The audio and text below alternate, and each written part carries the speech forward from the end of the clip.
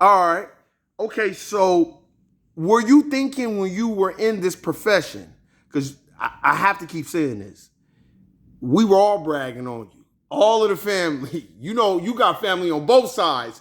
So I'm your family on your pop side. So, you know, we definitely was like, oh, my cousin got, as John would say, oh, nigga, man, I can go get a cousin who got match you degree for degree. He's like, so when you had that and you were at the pinnacle where you were finally making, I would say, decent money, did you feel like maybe I need to go into another profession? Like, or did it waver? Did your mental waver where you were like, I went to school, I did everything I needed to do, but I want to stay here, but y'all just not paying. Did you ever feel like you wanted to go and do something else? Absolutely. I always felt like I wanted to do something else. Maybe that's a part of my OCD or bipolarness or something like that. But I want to do nursing. My grandma was a retired RN, charge nurse.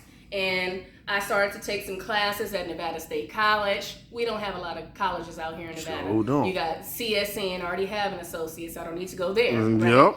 I don't want to go to UNLV. You already got that. It did that. Already got that. Yeah, so the only thing I could do was go to a fast-tracked, 1-year bachelor and BSN program. Okay. Right? So here I am competing with kids that's 18 and 21. I've been out of college how long, you know? Now, let me ask you, let me stop you for a quick. How did you feel? What was your mental? Because me, I felt that way just working a part-time job around a whole bunch of kids. I'm like, I don't like the way this feels. So how did you feel? Because let's remind the people who's watching, you already had all those degrees. You already had the accreditations, the license, everything. We talked about that last. So how did you feel when you like, okay, I want to be a nurse, but damn, now I got to go back to school and then I got to be around all these 18, 19-year-olds and I already put in this work. What was your mental? Was your mental like, do I want to do it or not? So I tried, like I said, they had me to take my chemistry over, so I had to take basically 2 semesters of chemistry. I had to take biology over. I'm like, I think I have every type of biology I can have. I have anatomy, physiology, biology, you name it, I've done it already for mortuary science. So Facts. Now they're telling you have to do that, plus you have to take a Nevada history course, you have to take a political science course. So they're making you repeat a lot of classes that I didn't feel I wanted to repeat anymore. But I had started it, I did really good in my classes, made good grades, and then when you get to a certain class that you need, it's impacted. You can't even get into that class. So I would basically have to sit out a semester or 2 to have that class open up for me. Oh, okay. And so when you had to wait mentally, because you got to be mentally tough, first of all, to embalm bodies. I don't think people think that's easy. It's not. That's not easy. So you already did that. Was you low-key kind of like, man, I don't know about all this because you about to make me take all these classes all over? Because I know me, I would have quit. I'd been like, nah, I'm just going to just stick it out with this.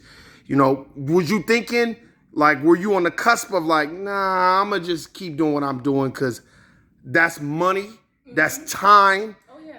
You got your own stuff that you have to do. You got your family. You don't have time to be that's like regression, right? Educate us. Because I don't have no college degree. Another thing, another step that you need to do. I didn't have the experience doing like clinicals. So I had to go back to California, apply at the Red Cross in Long Beach to do a CNA program just to get clinical experience. So that was like another 2 months out of my time leaving here to go back there. And I finished it, passed the CNA, and you actually work at a convalescent home, and they give you all the little rundown of what you have to do to be a CNA, and you're actually doing it. So you're working, and you're still making that low pay. You're not making no RN pay, but you're learning from the bottom what you have to do.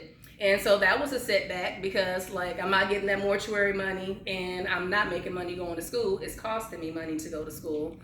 So I'm thinking, well, let's go back to the mortuary.